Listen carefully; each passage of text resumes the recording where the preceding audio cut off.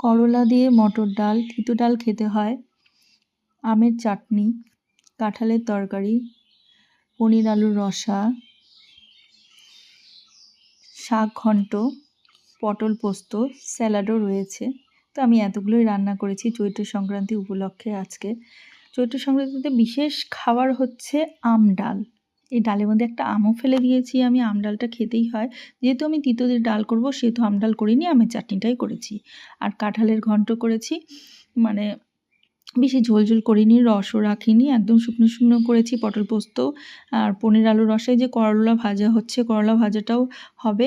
আর মটর ডালটাও মানে সিদ্ধ বসিয়ে দিয়েছি আমি। তো তোমরা কে কোথা থেকে আমার ভিডিও দেখছো একটু কমেন্টস করে জানিও।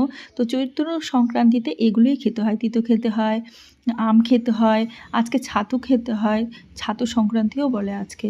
ছাতু সংক্রান্তিতে ছাতু খেতেই হয়, আজকের দিনে বছরের শেষ ছাতু খেতে হয়। আম ডালটা আমার দেখেই মনে হচ্ছে আমরা এইভাবেই পাতলা করে আম ডাল খাই। এটাকে আম ডালও বলে, আমের চাটনিও বলে। ডাল দিইনি, এটাকে আমের চাটনি বলা ভালো। তো যাই হোক, তোমরা কে কী রান্না করেছো চৈত্র সংক্রান্তিতে, এগুলোই করতে হয়। সাথে সজনের ডাঁটা চচ্চড়ি হলে ভালো হতো, সজনের ডাঁটাটাও খাওয়া ভালো চৈত্র সংক্রান্তিতে। তো কিন্তু আজকে যেহেতু আমার ছিল না, আমি করতে পারিনি। এগুলোই অনেকগুলো রান্না হয়ে গেছিলো। তো চলো আজকের